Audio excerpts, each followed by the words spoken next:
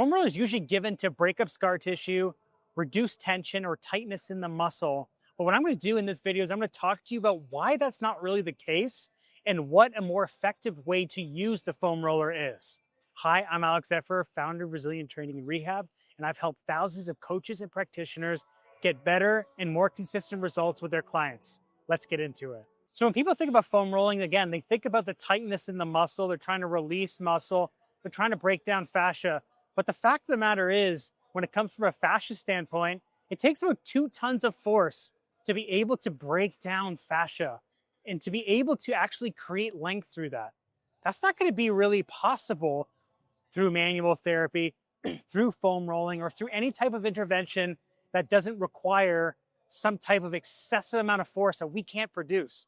So instead of that, we should be thinking about how it influences the bony position, how it influences the position and the shape of the joint, and then how that is going to cause the nervous system to reduce tension in the muscles. So instead of just thinking about a muscle standpoint, let's think about how we can influence the shape of the bones. So that's what we're going to do with these 3 exercises. So I'm going to show you how the foam roller is going to influence the shape of the rib cage, pelvis, and the knee. Let's get into it. So for the first exercise, we're going to talk about the hips. And this is an exercise I use in a lot of my programs, specifically my posture program, where we start talking about how we can decompress the pelvis. And so when we think about the foam roller, we're thinking about it as a hard object that we may be laying onto. So if we think of the pelvis, a lot of times when people have stiffness, it's because their pelvis is more open like a flower. They got a lot of tension to the backside of the pelvis. So what we need to do is we need to start to laterally compress the pelvis in order to create space in the hip. Muscles like our anterior glute med, our obliques, our adductors, that's going to help create that. But maybe they're not in a position of leverage. They're not in the position to work properly. So we can use something like a foam roller as a constraint to do that. So if I'm laying on top of a foam roller, for example, that's going to cause pressure coming up, which is going to laterally compress the pelvis, especially if I'm laying on top of it. That's going to then create the shape that we want to allow for that motion to happen. So in this exercise, this pelvic decompressor, I'm going to lay on top of the foam roller, and then I'm going to drive my knee forward and back. And that is going to further help create that shape of the pelvis to allow for motion to happen. Now, I appreciate the fact that the pelvis doesn't move that much, so I'm showing it for effect. This exercise is meant to show you kind of how the moment or the pressure can just create tension on the pelvis to allow muscles to work more effectively. So I'm going to take the pelvis, I'm going to put it around my belt line, and then I'm going to lay over top of it, really sprawling out with the bottom leg straight and the top leg crossed over. Now, what I don't want you to do is I don't want you to have it too far out here where the knee is really inside the foot, but I want you to bring it nice and close and bring the knee out slightly so it's somewhat over top of the foot. Then what you're going to do is you're going to reach this knee forward. That's going to cause my pelvis to turn, and then you're going to reach the knee backwards. Now, you're going to find a position that feels the most tender. So again, it should be underneath or around the belt line and underneath the hip bone. And I'm going to roll back and forth. And some people may feel more tension rolling on the front. Some people may feel more tension rolling on the back. So if you feel a spot that's really tender, then I want you to just hang out on that position and shift the knee forward and back.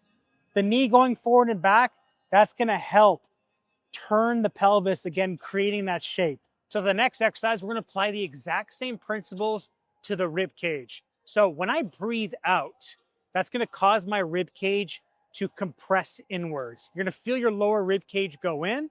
And what's also going to happen is the muscles along the side of your rib cage are also going to squeeze. So it's going to be the same thing as the pelvis. Everything is just going to be squeezing in. And that is going to help restore that internal rotation of the shoulder. A lot of times when people have this rib flare, again, they're kind of in this position again, where everything is opening up. And that's going to limit my ability to flex my shoulder overhead, side bend, as well as just internally rotate my shoulder, reach behind my back. And so we can apply the exact same principle with the foam roller to the rib cage. Exact same principle as the pelvis. I'm gonna take this foam roller, put it underneath my armpit. I'm then gonna have my arms stacked on top of each other, and then I'm going to reach this arm forward, and then I'm gonna pull it back, just similar to the knee. So as I reach forward, that's going to compress the front part of my rib cage. As I go back, that's gonna compress the side. Both of these motions are important to create that space in the shoulder and restore the position of the shoulder. This is especially great for people who have rounded shoulders, because if they have rounded shoulders, they're going to have more compression in the front and everything is going to go out towards the side. So this is going to help compress the side so everything opens up in the front and the back of their rib cage. So you're really going to slide front to back, not going too far, just enough where you can keep tension on the area that's a little bit more tender. So the third exercise, we're going to focus on the knee. So in order for the knee to bend effectively, we need this tibia to be able to turn inwards. Oftentimes when people have the weight on the outside edge of their foot or they're overly collapsed in, this shin is twisted out. That's important for extending the knee, but we're not able to bend it. So what we're gonna do is we're gonna take the foam roller and we're gonna create this manual turning in of the tibia so that we can reinforce the knee bending. And this is usually a main culprit for a lot of the knee discomfort that a lot of my clients experience. And by doing an exercise like this, it really helps to restore some of the motion at the knee. So what you're gonna do is you're gonna take the foam roller and you're gonna put it right underneath and beside this little bone underneath your kneecap. Okay, so I'm gonna put it on the side and I'm gonna turn my foot basically up. So you can see the inside part of my foot is facing up towards the ceiling. I'm then gonna kind of get into a bit of a pigeon stretch position.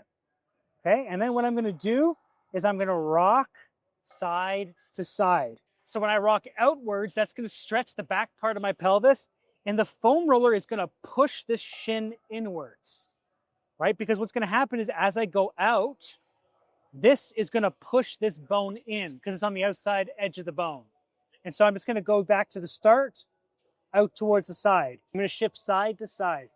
And that's just gonna reinforce that tibia's ability to internally rotate.